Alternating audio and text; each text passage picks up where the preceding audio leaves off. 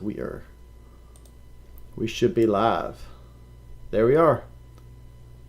Hello, friends and brothers. Welcome to Masonic Improvement. I'm Dennis Yates, and the co-hostess of the mostest. I said hostess. And I am Justin Jones. Justin Mr. Jones and me. Welcome to our live stream. Hello. Hello. Welcome. Hello. Oh, Welcome. I needed to update something very important, real quick. Uh-oh. Oh, it's all good. I just need to. What? At the commandery, you go ahead and do your thing. Okay. At the commandery practice this afternoon, one of the brothers said, "Oh, I forgot to buy my ticket. Where do I go to do it?" I said, "Okay, I'll send you the link." So Good. we sold another one today. That's great. Yeah. That's four in the last 3 days. 4 days. 4 and 4. I like that. The more the Let's better. keep it going, listeners. Let's keep it going. Absolutely. Okay, this is my new favorite picture. I just thought I'd put it up today. Oh my gosh. So me and my new best friend. I mean, we met. We crossed paths at Temple, and we just immediately just connected. Yep. So Yep. I'll leave it. Well, up. that's okay because neither one of y'all is as photogenic as I am. So it's good that y'all are together. And I'll leave it up until he sees it. Oh, we got quite a few already. We got. Oh, here's Jason now. Hello, Jason. I hope you like my new background. So together at last, together forever. We got Gene's. Gene is here. Oscar Cordova's here. David McLean, Jason Rockenberg, David Lawson. Hello, brothers. Glad to have y'all. Glad to have y'all. So what do you want to touch on before, unless they've already thrown up some questions? Why do you have a man crush on Jason Reichenberg? Why did you blow up his photo and put it on your wall? Jason and I are united in how much we don't like being interrupted. And I don't know how that brought us together so much, but we're united. Totally, we're united in our fondness for giving Dennis a hard time. That's a better. I totally understand. Everybody wants to hate those that they are envious of. So, well, I'll talk a little bit. So, speaking of all this going on behind me, I went to Temple to Knob Creek on Saturday, and I joined the Grotto. I joined El Texa Grotto, and they did the full degree, which is like a 7-part ceremony or degree or whatever. It's more like a play, right, really. But it's the first time, and I think they said like 20 years it was done in Texas. And it's pretty cool. Nice. I won't go into detail, obviously. I don't know when they plan on doing it again, if ever, but it's definitely worth going to if you're in Grotto or if you're ever thinking about going to Grotto. Either way, it's worth seeing. I talked to people that were there that had been in Grotto for quite a while, and they had never seen it. So they were pretty much just kind of, well, that's like a lot of AMD members.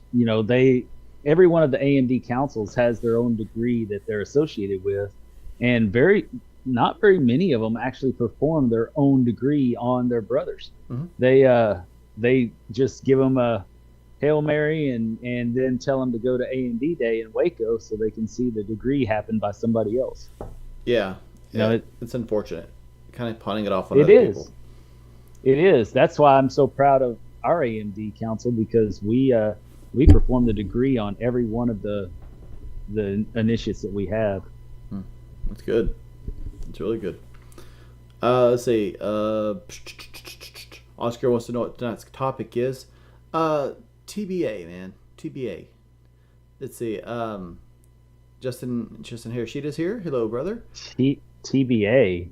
To be announced, Dennis. Try to keep right. up. Try to keep up. I figured that's what it was. I figured you had to change the saying so that it would be millennial. I'll slow down. It could be in the millennial gap. I'll slow down. It's TBD. And keep it more to be Gen determined. X. I'll keep it more Gen X so you can understand. Or do I need to glean more Boomer? Is that more your? Jason Rockenberg says also he's never seen a full grotto ceremony. Well, you should have got there earlier, man, because it was I know, cool. right? It was cool, and I didn't have to be the stunt double for this, so it was even cooler because I didn't have to feel stupid at any point. So I really enjoyed it. Justin Hiroshita says he's still trying to figure out what no cap means. Yeah. For real. What? Dog. That's no cap. You ever heard that? No cap. That's busting. Trying too hard, bro. You never heard any of that? Oh, I'm too old. Apparently. You got to keep up with I'm these too things old. if you don't stay relevant. Man, I gave up. I gave up when they started using eggplants on emojis.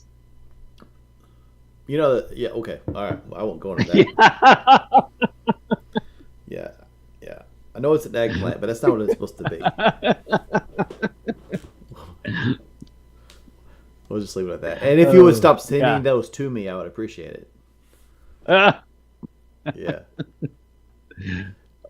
That's funny. Nothing wrong with being there's nothing wrong with being a boomer. I know. I'm just giving Dennis. I don't really know where he falls in, if he falls in with the boomer or Gen X. I'm Gen X. Are you though? I am hardcore Gen X. Let's see. Yep.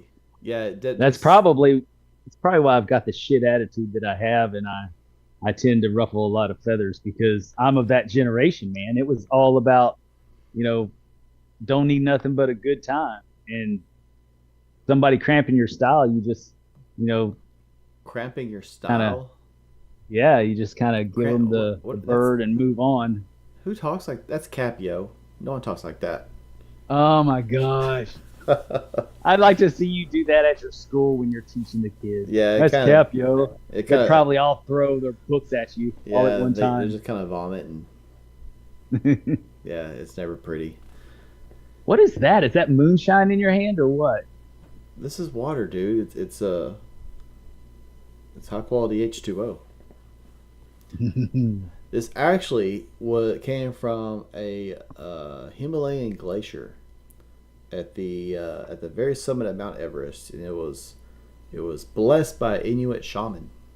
So it is the purest, coldest, and most refreshing water ever. Ever. Dennis is the heavy metal generation. Dennis, no, okay. That's exactly right. I rode with Dennis the other day, and he was listening to Nickelback. So no, he's not the heavy.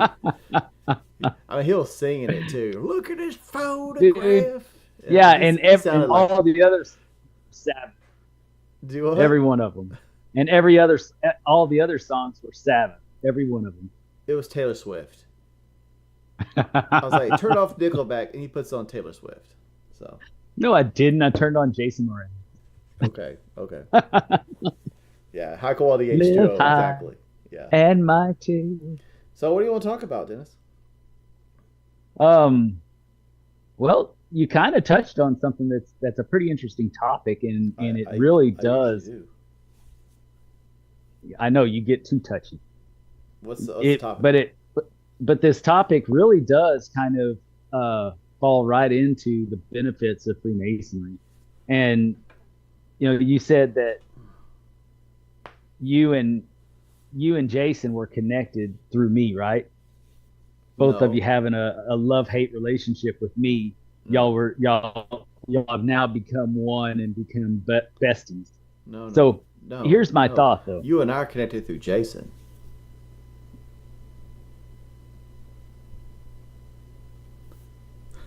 My son can do that. He goes, I can't do it. Anyway. Anyways, so when you said that, it started getting me to thinking about it. And, Freemasonry is one of the coolest fraternities in the world for one very reason. because you can travel anywhere around the world and find a brother. Mm-hmm. And you've always got that. And, we tend to have our circles of friends that we really do spend a lot of time with, and we talk our deepest thoughts and philosophy and even politics and religion, because we know that we love each other and we're going to walk away loving each other. And we have those debates and we really hash it out, and nobody gets offended when you raise your voice because you want to make that point and you're so excited about your stance. That is so cool, having those circles. But then each one of those people in that circle is also a member of another circle, and then another circle, and then another circle. So really, you've heard of the 6 points of connection, right? Yes. Yeah, to where if you really want to get in touch with somebody, there's usually 6 people that you can go through. You just got to know who the right people are. But there's usually 6 people that you can go through in your database, in your knowledge base, in your friend list. It starts with one, and then he goes to one of his friends, and then he goes to one of his friends, and you can touch that person, right? It's the same way with Freemasonry. It really is. And that's one of the coolest benefits of Freemasonry, is being able to travel and find those brothers and find those like-minded people. Yeah. And a great way to put yourself in personal contact with like Masonic leadership and like-minded people would be to going to places where you know they're going to be at, right? Say, for example, the Masonic Improvement Summit coming up September on the 16th in Corpus Christi. That's a great place. It's a great place. So then there's going to be some great connections there, I'm telling you. So then you could be the contact people have to go to. Say, hey, do you know Chris Williams? I'm like, I happen to know Chris Williams. I can put you in contact with him. Thank you. Then everybody will stop calling me and asking me for all that. Just kidding. But really, we do get our fair share of that, because we know so many people that if somebody wants to know something, if something odd happens within the fraternity, I guarantee you I get at least 10, 15 calls or texts asking me, okay, so what happened? Yeah.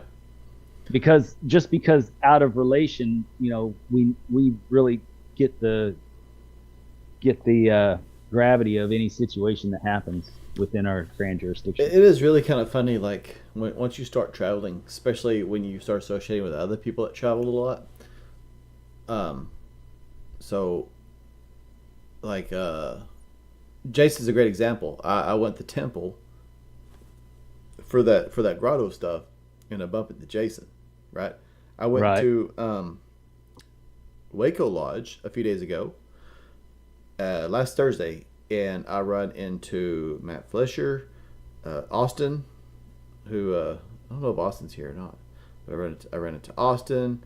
Adam Olivier was there, so and I didn't know I was going to run into any of those guys. We just all coalesced at the same time, and so it's kind of funny. Like once you start traveling, at first you don't really know anybody, right? But then the more you do it, you bump into people you know in like the most random places. It's pretty cool. Right.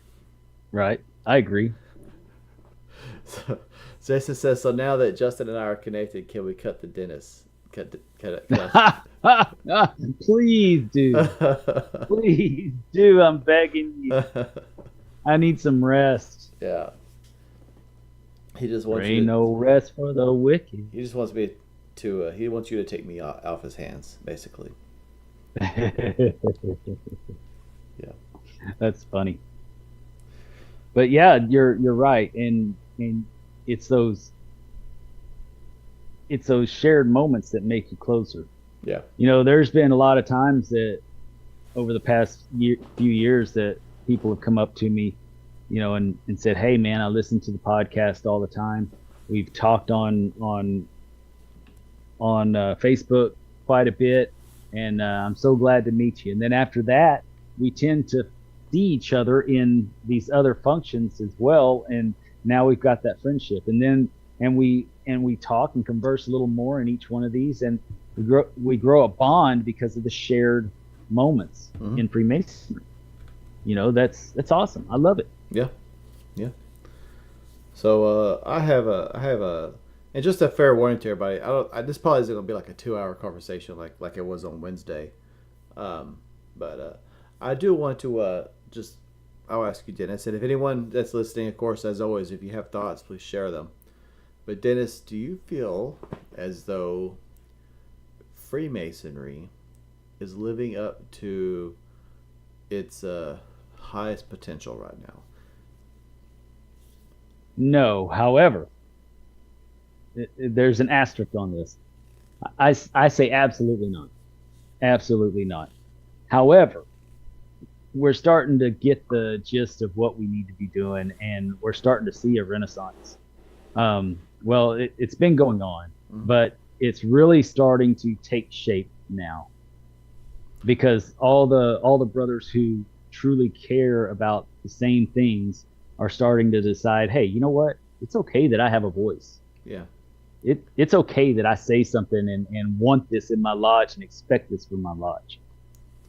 I do see the renaissance, right? Like we've touched on it before. It's undeniable. Yeah. We've touched on it before, but it's not smooth sailing, right? You still have lots of lodges that are struggling, and they may be struggling to go in the right direction. They may see the lighthouse, right? They see the light at the end of the tunnel, and they're trying to, let's go with the lighthouse analogy, because they're trying to steer their ship that way, but they're having a lot of difficulty.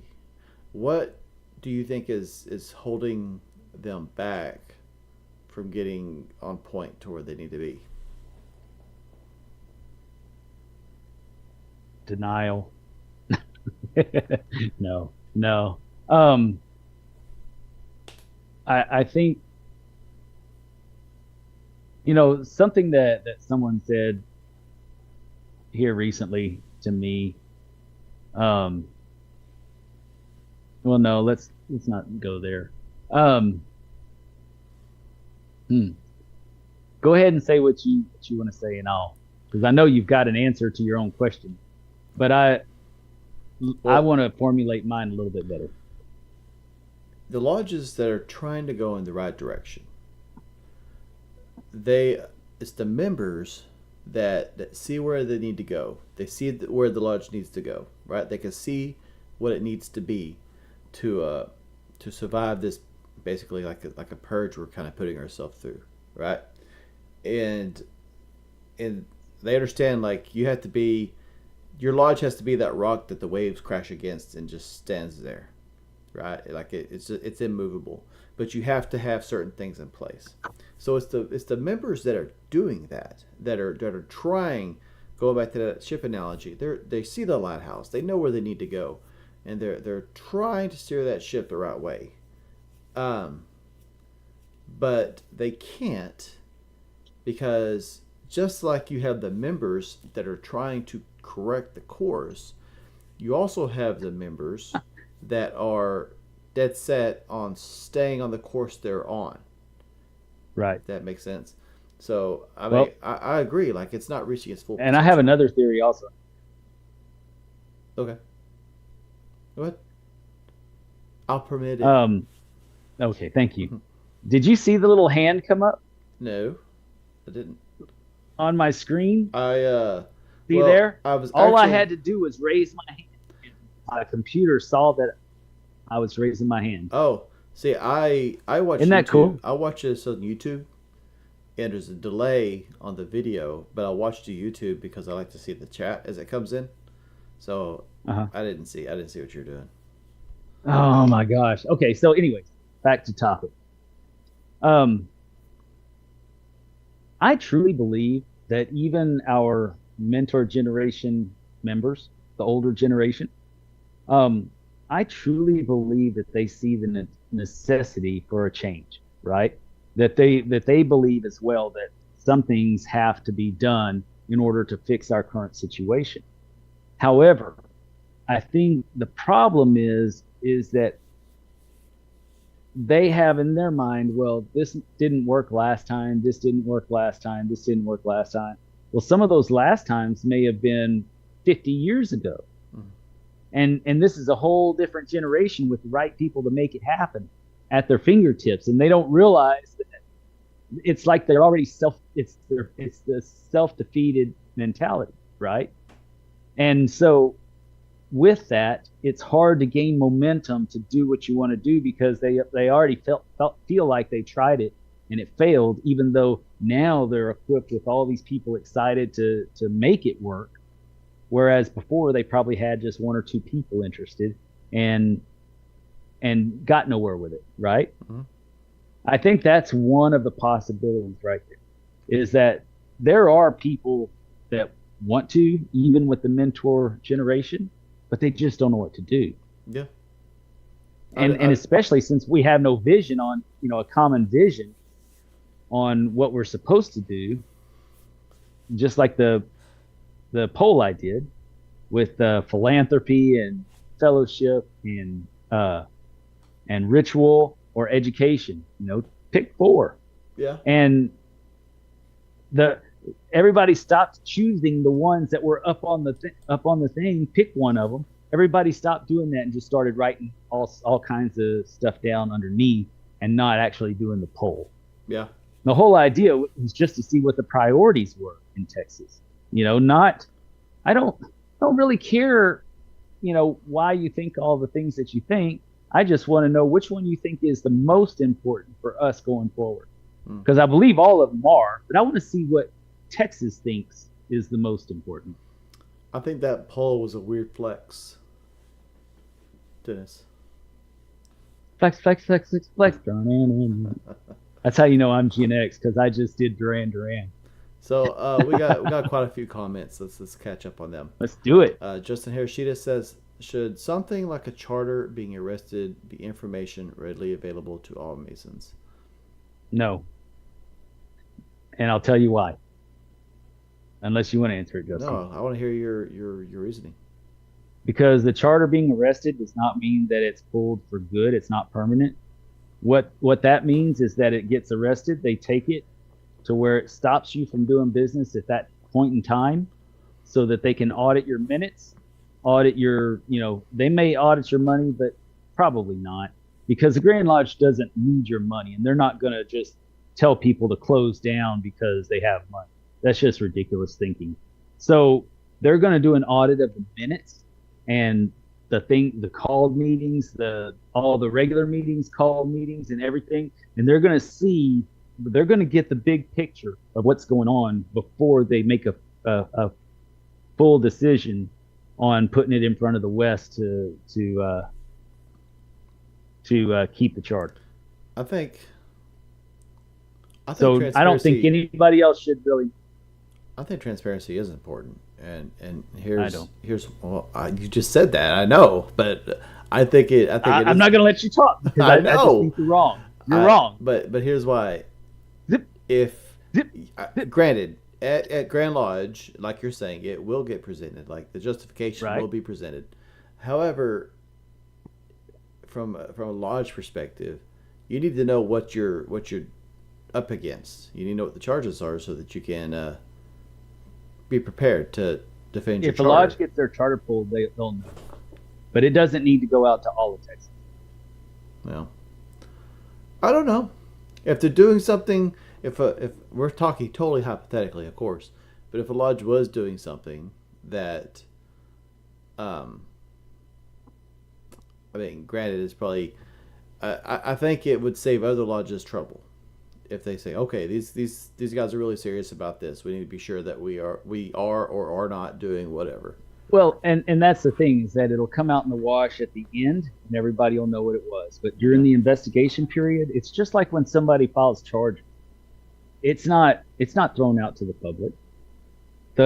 That's done very privately, and there's investigations done, internal investigations by usually your DDGMs at large are involved with it, as well as other people in the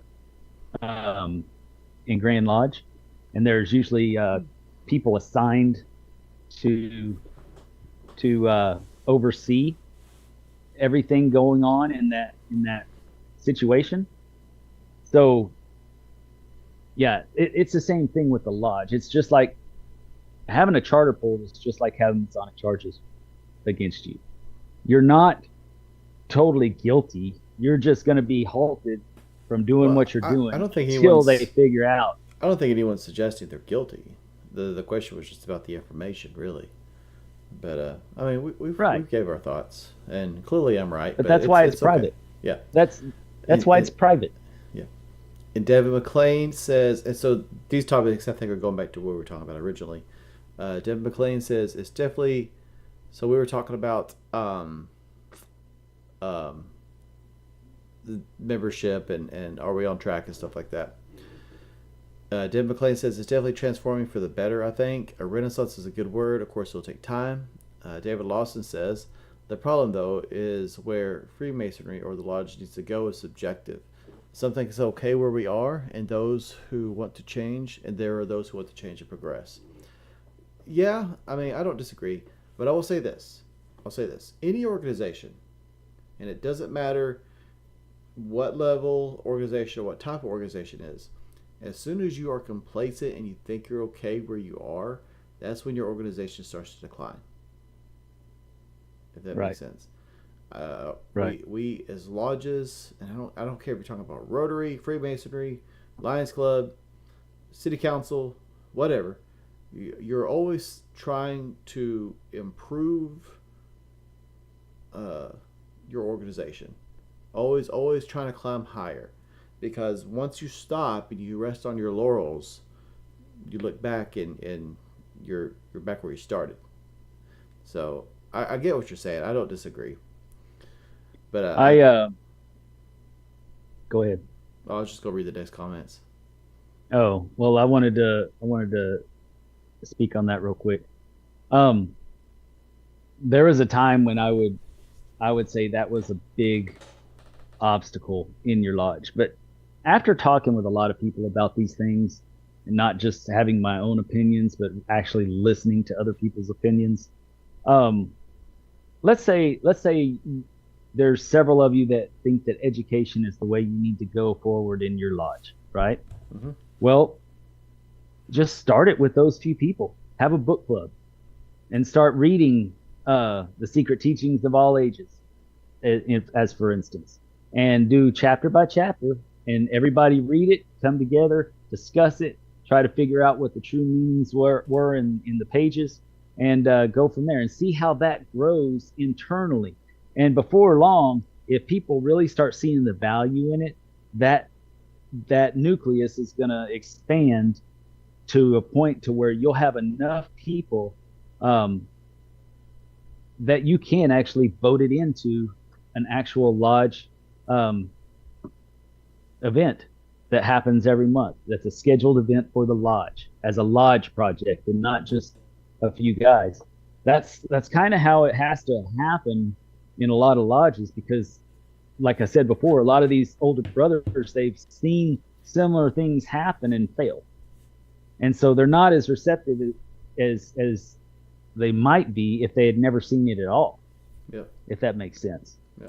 So sometimes you have to just start small within your lodge and with a few people, do this project on the side, and just let it grow.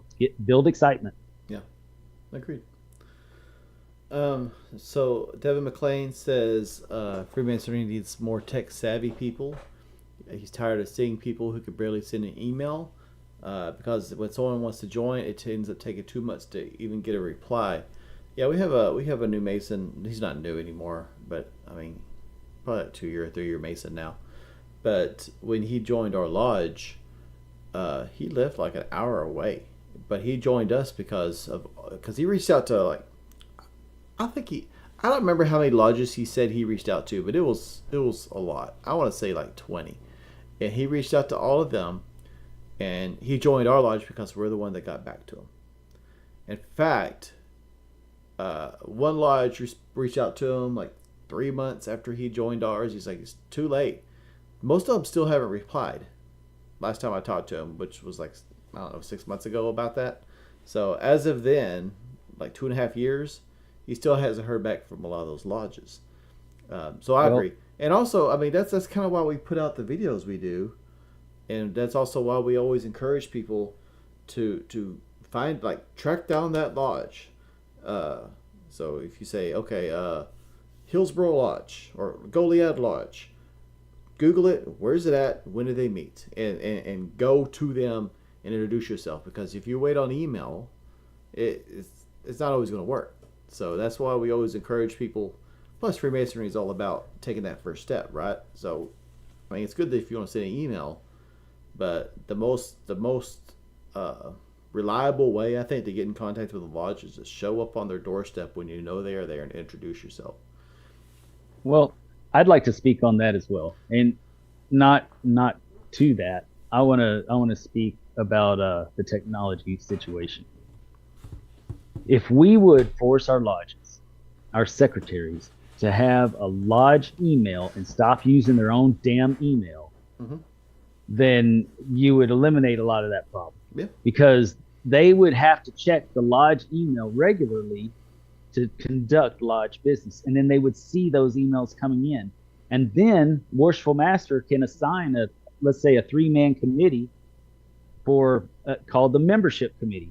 And then that secretary can then forward that email to the chairman of that committee, and then they can reach out and do all the work to figure out who this person is and if they really want them to come to the lodge or not, because that's the best way you can vet somebody, in my opinion, is when they come in on email, you start asking questions immediately. You don't wait until they come to the lodge, mm-hmm. because you don't want some nut job coming to your lodge and just finding out where you are just so they can come and do bad things. So that's a perfect way to vet people, but you have a system in place, and it starts with having a lodge email and not personal emails doing lodge business. Yep. Period. The end. Devin, let's see. Gene says there's always room to improve. Yeah, always. Yes, there always is. I don't care if you're the nicest lodge in Texas, right? There's always something. There's always something you can improve. It may be small little building improvements. It may be just the way you do your degrees. Good night, kiddo. I love you. There's always a way. Jason Rockenberg. I sure will. Jason Rockenberg says his plan. See how sweet my daughter is? No, I wasn't looking because I'm looking at YouTube. My daughter's a darling. I didn't have to go like this. Get out. I didn't have to do that. Well, I'm sorry you don't know how to be assertive. Jeez. Get this, yeah. But I know. I'm just a pushover. Go ahead. All right. Jason Reichenberg. Yeah. I mean, it's pretty important what he has to say. You're just interrupting us. I mean, gosh. But he says his plan for his year as Worshipful Master is to have an esoteric presentation at each meeting, but also to have 4 education nights where they have a quick meeting and then a presentation afterwards and discussion. I love that, man. Nice. That's really good. Yep. That's a good idea. And I think that's the way it should be anyway, is having your education on a different night than the stated meeting. Mm-hmm. Because it really doesn't fit in. And I don't mind, and I love going to lodges and doing it during their stated meeting, but you really don't have any time to really discuss when you're presenting at a lodge. All it is it's basically you trying to get your point across, and hopefully they absorbed enough that it'll click in a couple of days. I also think there's a lot of value, just speaking from personal experience, to and this is granted we do this in York, right? But it could easily apply to like the Blue Lodge. So twice a year, usually around Christmas, and then like towards the end of the Masonic year, like around election times, going out to a nice restaurant as a lodge with your families, having a meal somewhere outside the Masonic environment, and have an education, like have a guest speaker, and then if it's like at the end of the Masonic year, go do some presentations while you're at it. You can do the Gold Trowel or whatever relevant presentations that you can do, community builder, something like that, and just there's a lot of value to doing things out in the community, just to get together. And I mean, it's worked a lot of good in the groups that I do it in, and that I've seen it done in. So I'll just put that out there. Plus, your community sees you guys out there together, having fun, right? So they know you're an active, thriving organization. David Lawson says, let's see. Oh wait, let me get it. David Lawson says he agrees. I don't remember when that popped up, but he agrees with something we said 100%. Probably something I said. No, I think it's what I said about the emails. No, I don't think so. Keep up, I'm youngster. sure it was something I said. Let's see. David McLean says it's sad. Okay, he's talking about. He's talking about the email situation. It's sad because he did visit for months, talking about the lodges. He had to stop due to his mom's stroke, and now he doesn't get replied. It's kind of like it does kind of tick him off, but what can you do? Yeah, I unfortunately I agree, and really, and sad as it is, there's no guarantee that anyone's even checking that email, right? It might just be like a dead end email. Well, and that's the thing is that if you're going to have a website and have an email, check it. Yeah. Have people in charge. Hillcrest is badass at it. I mean, those guys, they get notifications when an email comes in. It pops up on their screen because they got a couple of guys that work in the tech field, and it immediately pops up on their screen that they got an email, and they're answering it within a couple of minutes. I mean, within minutes, they're answering that email, and they're starting that vetting process. That's how they do it. Yep. And in fact, no one ever gets to go to the lodge until they decide that they're going to let these people see the lodge, and that's usually right before initiation. You know, that is a badass way of doing it, and I'm all for it. But you have to have people dedicated to that job. Yep. Bearded Bacon says Spot Hub. I'm not sure what Spot Hub is, but he says it goes straight to his phone, so he doesn't miss candidates and can chat then to answer questions. Oh, it's an attachment for WordPress. Oh, okay, that's cool.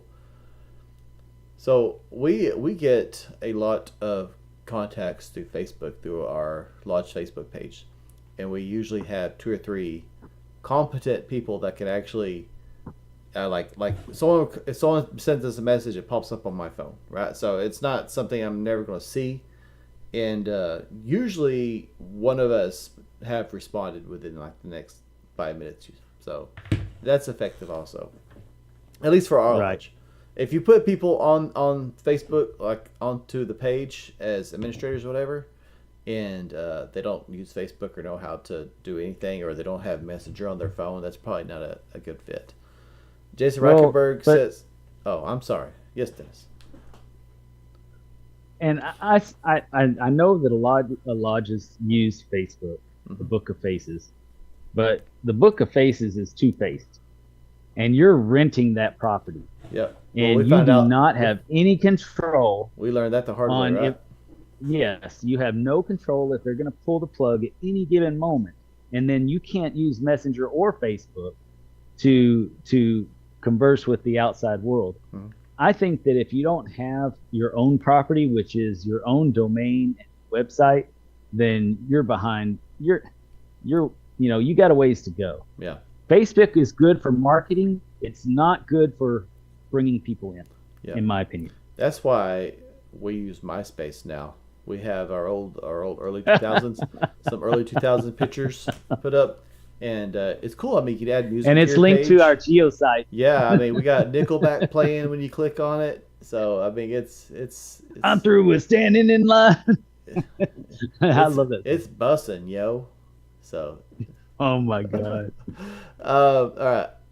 I'm gonna play Kid Rock next time. We got a lot of comments. Hold on. Jason Rockenberg, he uses a secretary email address for Guadalupe. That's great. You should. Yes. Daniel Dutton says, "I think you guys are doing great work on this. It took me 4 years to get a connection with someone who was more than an invitation to dinner. I was confused by that. Why dinner? Now I understand. Okay. Well, I'm glad we're helping out here. Mott suggests discussing having discussions like after degrees and things. I mean, absolutely. Yeah, go out. Yeah, go out for a beer. We do it. We go to the bar next door. Yeah. Or if it's in the middle of the day, go eat. Or still go for a beer. I mean, and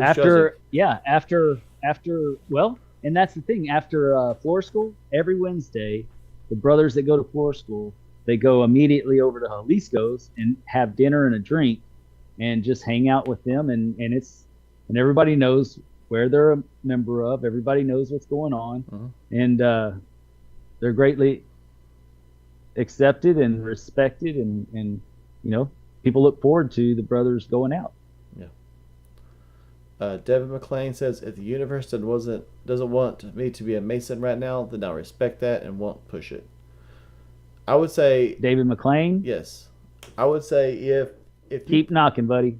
Yeah, if you petition a lodge and they vote and they decline you, right? If you get blackballed, they say thanks but no thanks. Yeah, maybe that's a sign. Talking to you. Maybe that's a sign, but right? not. But don't.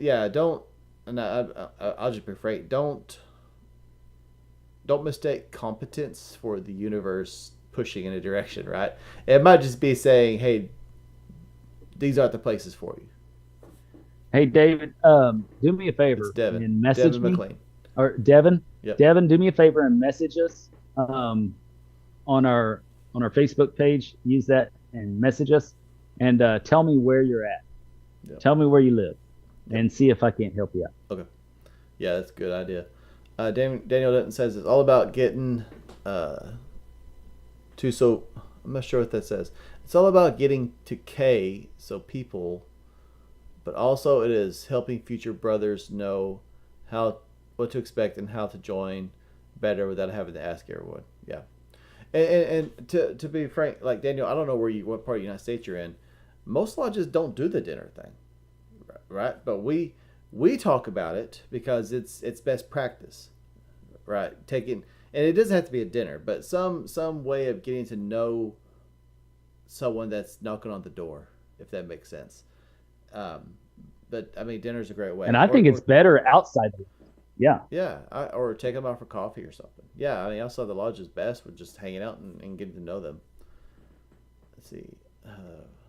And you really get to know somebody after they've had a couple of scotch. Yeah. Yeah, it is. Devin McLean. Yeah. Hey, I'm not the one that got the beat. He says he'll reach out to Facebook to some lodges. We'll do like if you reach out to me and I'll point you in the right direction. Yeah. Jason says that's one of my biggest pet peeves. Is anyone not checking or responding to emails, text messages, blah, yada yada. Is that you, Dennis? I'll get back with you next week, Jason. Most people know they'll get a response from me if they send any kind of message. Oh, Dennis uses Grindr. Yeah, he does. Yeah. I'm not the one. Don't make me swipe right. I'm not the one that he's talking about. You just need to send that massive dog after Dennis and keep him. Just have it sit on his back. Have you seen their dog? Yes, I've seen him in person. I have too. The dog was at the grotto. Yeah, his wife was there with the dog. I figured you would. Well, I thought maybe it was like a commandery event. I thought it was a horse at first, but it's a big dog. Let's see. Yeah, it's not one of the chihuahuas that you hold like this. Yeah. It's true the email thing, not responding, almost maybe you want to give up, trying to be a Mason, which is not a good thing to be happening. No, I mean, these lodges, Devin, that are dropping the ball, it goes back to what we were talking about earlier. They're going to kind of prune themselves because they're losing up. Not only are they probably not conferring degrees, and I'm not saying you have to confer degrees to be a healthy lodge, but you do have to be able. Oh, I am. You do have to be able. Well, hold on, because that's a trap, Dennis. But you do have to be able to bring in quality men when they knock on your door. There's a difference, because most lodges will do degrees. Like they don't really diligently do the investigation at all. And if you want to join, as long as you can check the boxes, you're in, right? And that's not healthy. Well, what I'm saying is that if you're not doing enough out there that people want to reach out to you, something's wrong with your lodge already. And so if you're not making Masons, then you're probably not doing a very good job at Freemasonry. Yep. Or somebody would be contacting you because they would see you and they would want what you have. Yeah, that's kind of how I feel about it. He says, luckily this channel keeps that fire going in me to keep attempting, especially because I want to be able to thank Dennis and Justin in person one day. Might have a cigar or a drink. Well, we appreciate that. And, yeah, I was in a cigar room just yesterday. And if you with a cigar and a drink. Yeah. Yeah, good times. But we are actually caught up now. On here's a flip side of that also. If you email a lodge and they say, "Oh yeah, come on in and get a petition," then you might want to second guess that particular lodge, because if they're letting anybody in that quick and easy, that might not be the group of people that you want to be around, because you might not get the Freemasonry that you thought you were supposed to be getting. Yeah, we should our next live we should probably talk about red flags for petitioners. Oh golly. I mean, because it doesn't get addressed, right? Like we talk about, hey, this is ideally what it should look like, but I mean, there's lots of red flags, like if the building's falling apart, or they give you a petition as soon as you come in, things like funny that. Funny smells. Really cheap dues. Yeah, funny smells. Dead animal smell. In bad shape. Yeah, things like that. And that's not to say a lodge can't come out of stuff like that, right? But as shag carpet from the 80s and 70s. But as the new guy, it's kind of hard to get the changes going you want usually, unless they're just really desperate for new people to bring in ideas. But that's not usually what you encounter.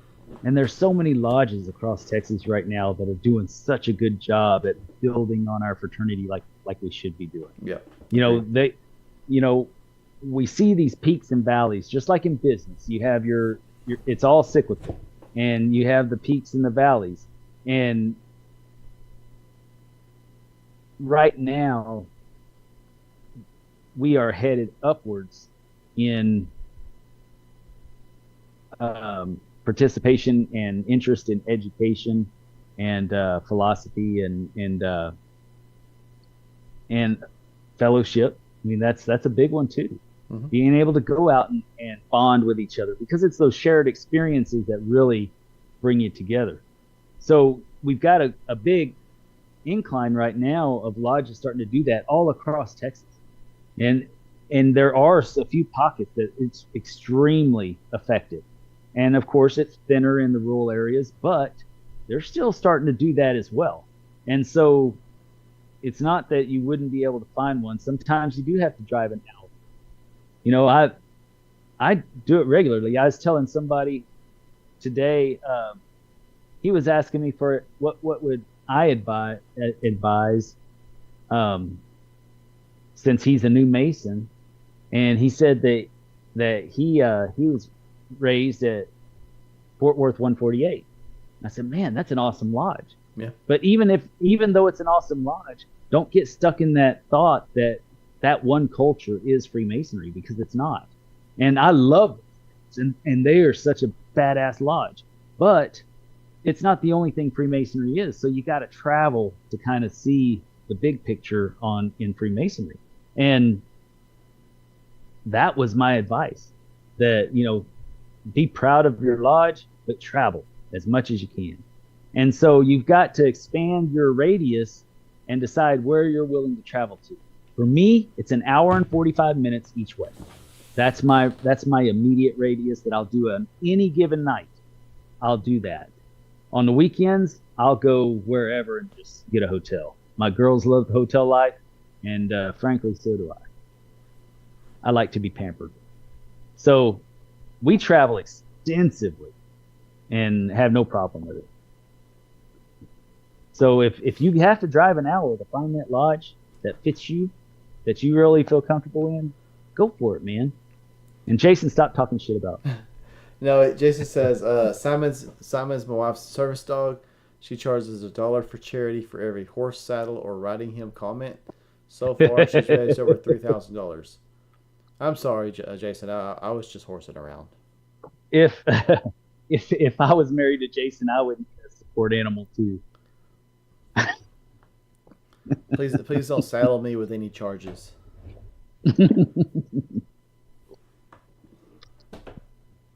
That was another pun, Dennis, just so you know. I know. Okay. I know. You're full of them. I know. You're full of them. I know. And a lot more. Yeah. Man, so that's go ahead. Ouch. No, don't be bailing now. It's still too young. It's still too early. So what other questions do we have? That's all. I'm excited. I'm excited, guys. Brother Charles Smith is coming all the way from Lubbock with his brother to come to the summit. Rock and roll, man. I'm so excited. So excited. Yeah, I haven't seen Charles on tonight. Devin says he's in Wichita Falls. So it's like 40 minutes from Fort Worth. What's the lodge in Wichita? I thought they had a good lodge in Wichita Falls. I hadn't been out there lately.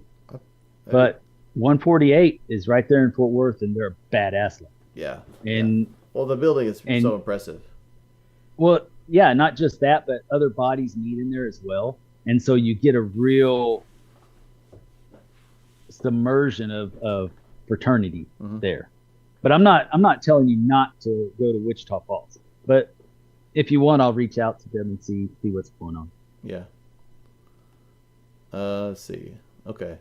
David Lawson actually says, Devin is in Wichita Falls, and to get with you, that's where I am also and can help you.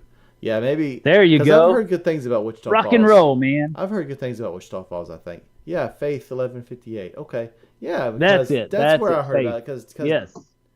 Well, I think Justin's from there too. Yeah. Jason Hershey actually says Faith Lodge is his in Wichita. So maybe it's just the way he was getting a hold of him. I don't know. But now there you go, right there. You have 2-3 brothers right there. Yeah, because that's why we do this. That excites me. Just that right there. Yeah. God dang, that's badass. Even got me fired up. From the people we have in the chat, like especially like if you're in Texas, you're like, hey, I live in this part of Texas.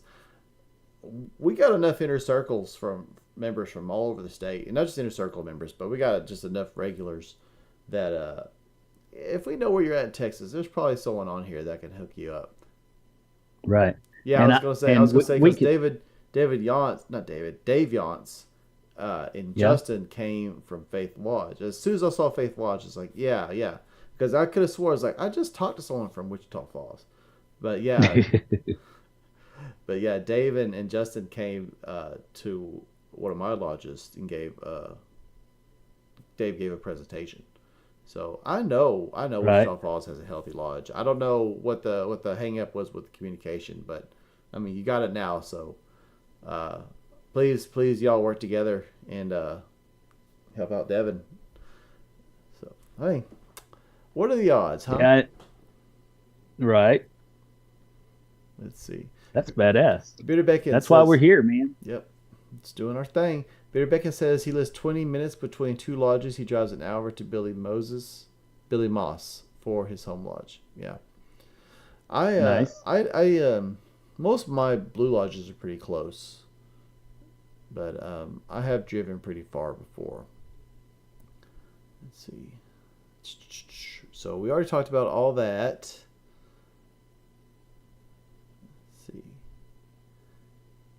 Yeah, I'm just catching up because a lot of that stuff we already kind of go ahead and read it. Yeah, I'll drive wherever I feel necessary to fill my cup. That's bottom line.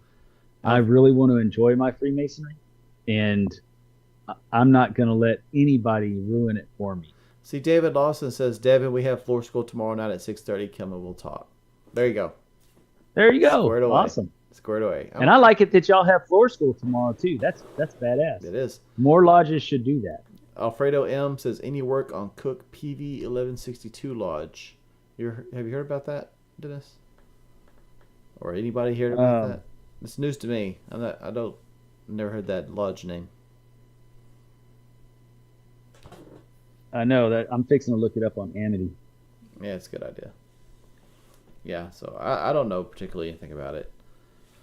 Let me see here. And who was that asked about it? It's Alfredo M. Yeah, I'm curious where it is too. Whereabouts are you, Alfredo? Let's see here.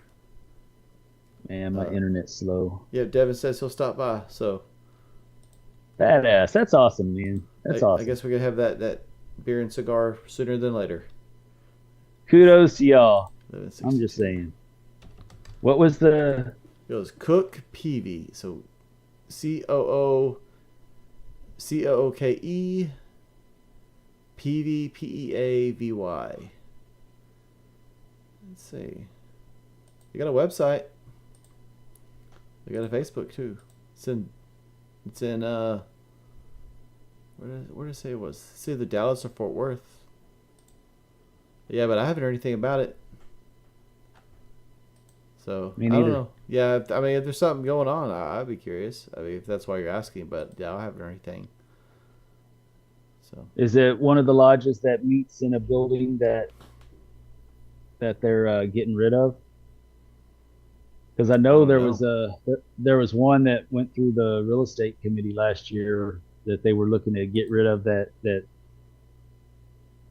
lodges needed to find a home to go to, find a new building to go to, because the building was just too much for them to keep up with.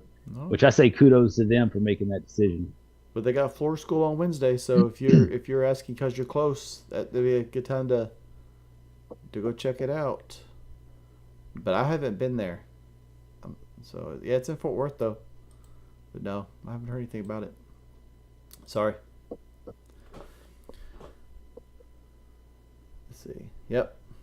Anyway, Dennis, it's been an hour. It's 10 o'clock. I have bags under my eyes. I have work tomorrow. I'm not young like you. I can't stay up and party all night on Sundays anymore. I want to rock So, and roll all so night I would love to and hear party final. every day. Okay, so they meet in the Masonic Temple apparently in Fort Worth. Oh, okay. Yeah, Very but cool. okay, but no, I haven't heard anything about them. I know the Masonic Temple is fantastic. I will actually be at that Masonic Temple this coming Saturday for MasonicCon. It's a beautiful building. By the way, if you're in the area, you should definitely go to MasonicCon because it's a well spent, it's time well spent. And then go ahead and get Yeah. your ticket for the summit and just make September just amazing. It's the And we've icing on the made it. cake. We've actually made it easier now. We have a website dedicated to that. You can go there and it takes you to get the ticket. It's MasonicSummit.com. Oh, And Dennis, I'll post it. I'll okay, post it. so you can go there and get your tickets, Yep. and you'll get to meet some of the brightest minds in Freemasonry today. And I am super stoked to be able to be there and listen to it myself. Yep. So the link I just posted is MasonicSummit.com. It has everything you need to get set up to register for the Masonic Improvement Summit. But you only have 33 days, 10 hours, 59 minutes, and 57, 56, 55 seconds, 54 seconds, 53. So, yeah, I love that clock. time is ticking. Yeah, I did too. It's the final countdown. But it's got all the information you could ever possibly need to know. And it's right there in one convenient location. Thank you. Thank you. And if it's not there, ask Justin Donuts. Yep. Yep. So, Since he said that all the information is there. yes. So that's going to be awesome. Can you attend as a non-Mason? It is limited No, to it's for Masons, Master Master Masons. Masons. So, Yeah. yep. Sorry.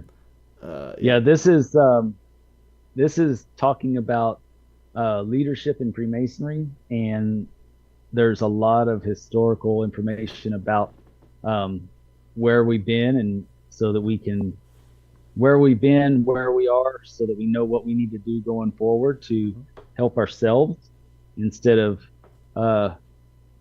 doing like some people like to do and just be an ostrich, put your head in the hole and Yep. hope it goes away. Peter Bacon says, I gave Commandery. Oh, he has Commandery 19th, but want to try and go after. Yeah, please, dude. It'd be cool to hang out with you. I guess Devin looked at the temple, the Fort Worth Temple. He says it looks awesome. As cool as it looks outside. And I know there's some people that for whatever reason, they're not fans of like the Commandery.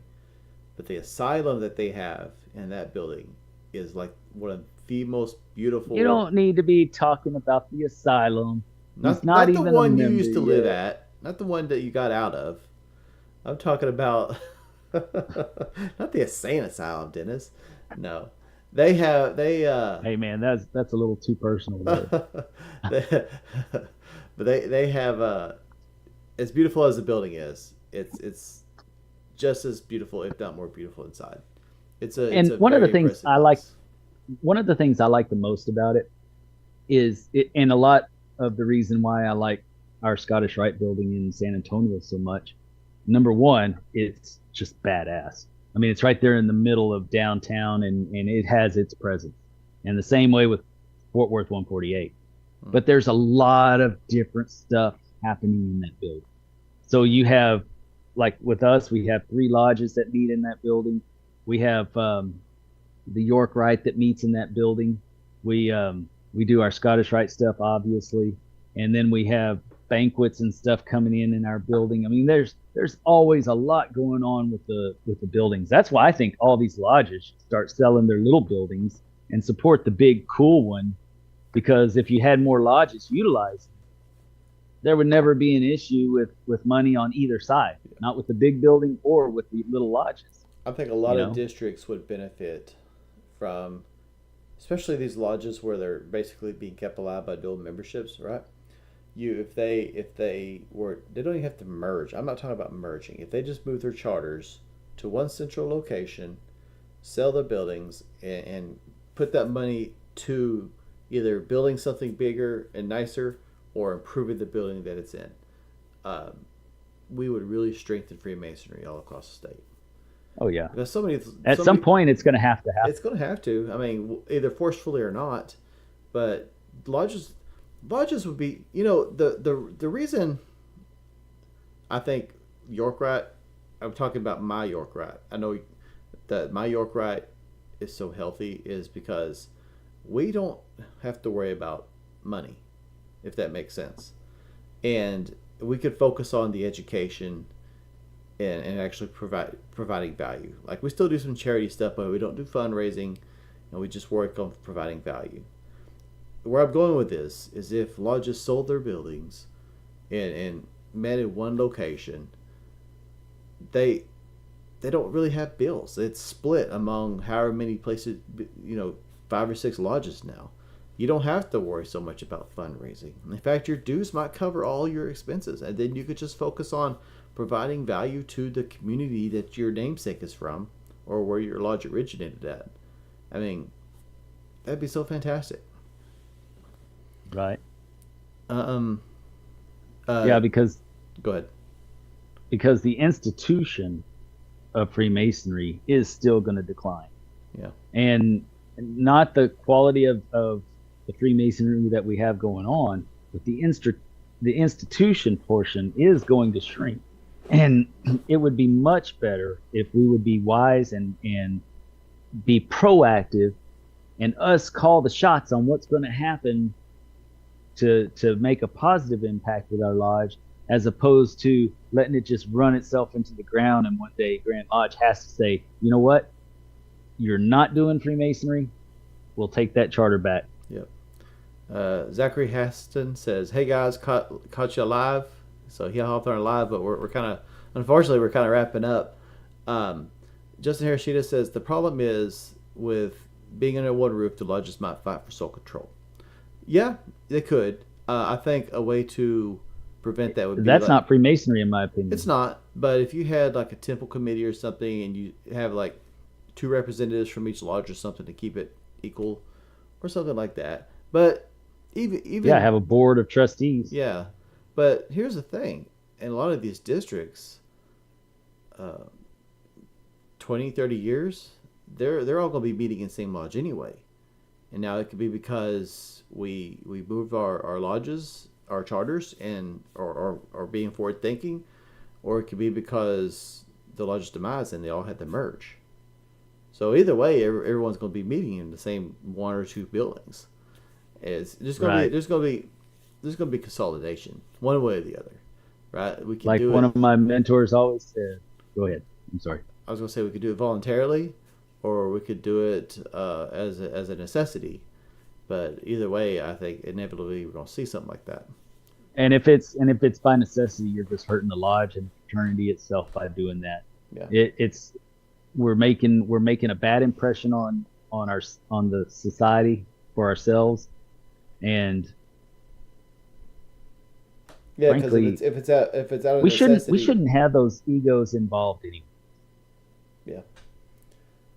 We should always be thinking about what we can do for the betterment of Freemasonry and stop thinking about what we can do for the betterment of ourselves. Well, I'll tell you from personal experience. I'm talking about a merge, but a merge can be the best thing for both bodies, if it's done smartly, if it's done wisely. Yeah. If you take a dying, if you take a dying lodge and merge it with another dying lodge, that's not necessarily going to be beneficial. But if you take just two unhealthy lodges that have together, they would have what they need, right? But apart, they're just incomplete. Then you can really create a very healthy organization in that way. It's just a matter of being able to identify, and it's not necessarily your closest lodge, right? You could say, you might say, will we really focus on fundraising? And say, well, that lodge focuses on that. Or you can say, hey, we really like education here. We're not doing really healthy. That lodge really likes education too. So let's just combine it. Hey, Austin White. Well, and here's, with that thought though, here's another thought. If you move in and one lodge likes education, the other one likes philanthropy, then now you have the opportunity to have both. And because you know that lodge with philanthropy has a few guys that love education, and you have a few guys from the one that loves education that really love philanthropy. Are you talking about a merge or sharing a yeah, building? if you're merging, then you can fill that cup with each other, because you have the strength of both things there, and it takes more than just one thing to make a successful lodge and create a successful culture in your lodge. Yeah. So also White says, hello fellows, hello new Iltexa Prophet. Yeah, we were talking about that earlier. I was kind of disappointed I didn't get a fez because I wanted to take some selfies, but that costs money. In time, I paid for it. Boy, I got that. I paid for it. I'm just waiting on it. So yeah, once I get that, so you want to play around with fez, but you can't find the time for the Scottish Rite. I see where your priorities are. The Grotto found time for me. Yeah, they love education. I know that. Well, I'll do Scottish Rite. It just has to coincide. Like when it's convenient for you. Yes, yeah, that's what it is. When it is convenient for me. If it's an inconvenience for me, then I probably will not. Yeah, I know. I'm very selfish. Why does Dennis look like that's pretty self-centered. Why does Dennis look like he wants to park my car? Who the fuck is that? Austin. Was that Austin? Go away, Austin. No, stay. I love it. Between Austin and Jason, I think we got it covered. Wait, we are still live, by the way. Right. That's why I said effer. Oh, okay. Okay. All right. But no, Austin was in the degree. I'm sorry, Austin, I don't know what your title was, but he was wearing very elaborate robes, so he looked important. And I was saying earlier, like I really enjoyed that degree. Why am I wearing this, Austin? Because there are skulls in my Freemasonry. He says, we know Dennis wants to hang out with the nerds and read his books and have no fun. What grotto are you a member of, Dennis? Do what? What grotto are you a member of? I'm not. Oh, okay. All right. That's all right. Okay. It's not convenient for me. Austin says it was called the Monarch. Like a butterfly? Like a butterfly? Huh. No, like the crown. The crown? That's the symbol. That's the symbol for a monarch is the crown. Oh. Yeah, what a flex, Austin. Duh. What a flex. We don't talk about flexes anymore. We don't flex. Flex your plex. Flex your plex. Vegas says don't start flexing here too. Don't make me call Kyle and get him on here to help. that whole flex thing didn't really bother me. I mean, like the first one was like, but then it kind of got silly. I don't really. I mean, yeah, and people were I didn't complaining. get it at first. People were complaining like, "Can we stop with the flex post?" It's like, why can't we have a little bit of fun? Just don't read it if you don't care for it. Right. So the presiding officer in Grotto is called the Prophet Monarch. Remember that, Dennis. Mm-hmm. Not just the monarch, not just the prophet. I'm already a monarch. I don't need the Grotto to be a monarch. Yeah, like a butterfly. I'm the. Well, it matches my tattoo, right back here. We put.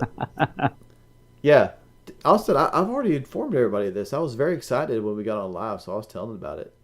But yeah, they did the first full 7-act ceremonial on Texas in several decades. Jason, I'll share this question with Dennis, but keep in mind, like I'm gonna have to go here pretty soon, and you know how Dennis gets about this kind of stuff. So he asked, Justin Hiroshita says, so can we post fundraisers on Facebook? Yes. Short answer. The rule of thumb. Okay, let me can post. Put an asterisk with this. Do what? Someone said can post, can't pay for advertisements.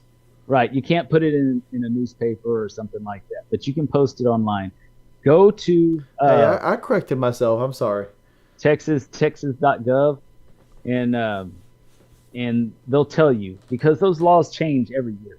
So go because there are new laws pertaining to the raffles and stuff, and that's what you can't advertise with paid advertising. You can actually have a different fundraiser, just a regular fundraiser that's not a raffle, and actually advertise. Yeah. You can, because you'll have to pay taxes against it. But a raffle, you get two of them not having to pay taxes on each year, and that's why there's certain rules to it to keep it from. But the law changed, and you are allowed to post it on like Texas Freemasons or whatever. So he says, just needed an official yes or no. I would say, just to cover our own tails here, we look can't at the give Texas law. Look at the law. Like we can't give an official yes or no because we don't presume to speak for any organization. We're not official. Right. Yeah, we're not official. We're not lawyers. So even the lawyers won't give you that information. They'll tell you to go read it. Yeah. So I mean, Dennis gave you his interpretation, and that's kind of the consensus among some people, some groups. So he says that's what the law says. Yeah. Oh, he meant to ask about... I read the laws. He meant to ask about raffles, not fundraisers. Yeah. And that's it, is that raffles you can, but it's frowned upon by our fraternity in Texas. I can tell you that. And people will tell you to take it down and things like that because they don't want the liability. But it actually is legal to do it. But I think raffles have to go towards benevolence, right? Like you can't use it for operating costs or anything like that. Right. It's an actual charity raffle. That's why you're allowed to do it up to your prizes can be worth up to like $50,000 or no, I think it's $250,000 now. More than most lodges have to worry about. Yeah. At one time you were able to, raffle off a house if you wanted to. And that's why it went up to house raffle. That's why it went up. That's why it went up to as much as it did. Yeah. But the laws are pretty cut and dry, and they're in layman's terms pretty much. You're not reading a big, Constitution document. They have it on the website, and they have it just broken down. 1, 2, 3, 4, 5. Yes, you can do. No, you can't do. Yeah. All right. Let's wrap it up. Give your final thoughts, and then I will. My final thoughts is I am very tired. Hey, Caesar Rubio hopped on. We're actually wrapping up, buddy. But we need to get Caesar back on the show. We do. Sometime. We do. Probably. And all of you brothers out there listening, Caesar has Masonic Muscle, the podcast in the YouTube original channel. The original Flex. Right, the real flex. Literally. And it's not just about working out and stuff, but he is concerned about people keeping healthy and keeping that temple in the best shape it can be, and even more so the muscle in your skull. So, it's a great podcast to listen to. It's a great YouTube to watch, and I recommend it to all of our listeners. I really do. Yeah. I always enjoy listening to it. Yeah. I always enjoy it. Absolutely.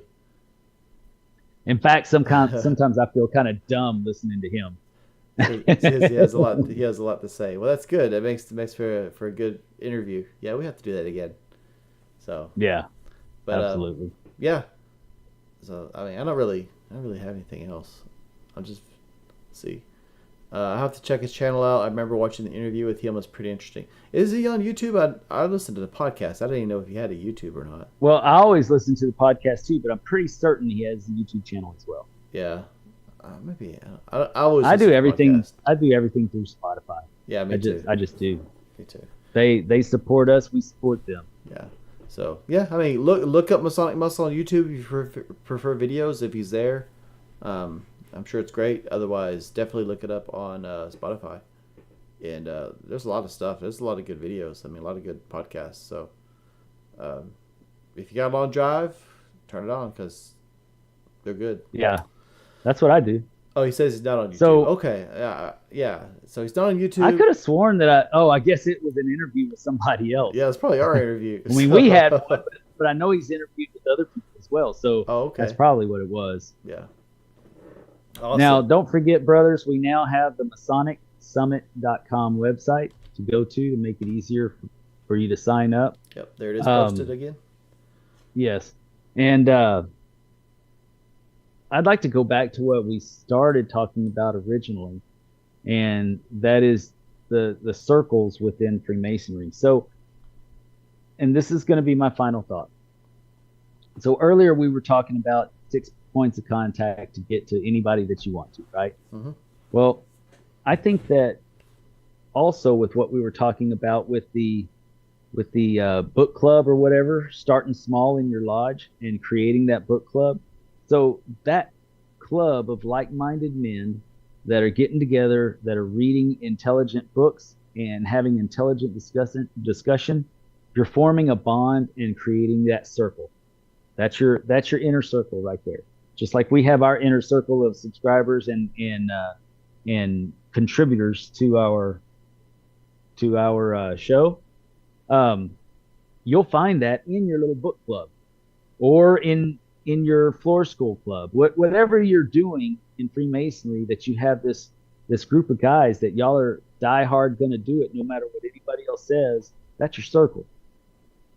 And then each one of those people in that circle has another circle somewhere else. And if you just build those bonds, eventually you're going to know about that other circle, and you'll probably get invited over to that other circle. So then you'll meet all these new people. And it happens, and eventually it spreads, like the formation of cells. They split and expand, and then they split and expand. Yeah. It's kind of the same thing. You can create growth exponentially with your Freemasonry by just focusing on your circles. That's very true. And put all your effort into the stuff that you love, and then you'll find before too long that you'll know people all over the world. I love it. And that's the truth. That's the truth. I love it. And that's why Justin and I are here, because we're helping people to expand their circles. That's because a lot of us feel like we're on an. Yep. So and we need to fill our cups. So Caesar says he was on Whence Came You, so that might be where he saw him. That's where it was. Speaking of plugs, I wanted to give a shout out. He's not here, but my friend Jim Hall, who runs the Traveling Man Masonic podcast, he interviewed Brad Billings. Brad? And that releases tomorrow on his podcast. So, I mean, I'm excited to hear it. I always like hearing. Brad's always a good conversation. Yeah, he's always a good conversation. So Yeah. if you listen to Troubling Man, keep an ear out for it. If you don't, I mean, I've been on it, so I know it's a great podcast. So so be sure to find the podcast, listen to it. Yeah, he's great. Yeah, he's a great guy. So check it out. But other than that, I'm tired and rambling, and I need sleep. So keep it between the points, brothers. Somebody's got to do it. I did it best. Just saying. I did it my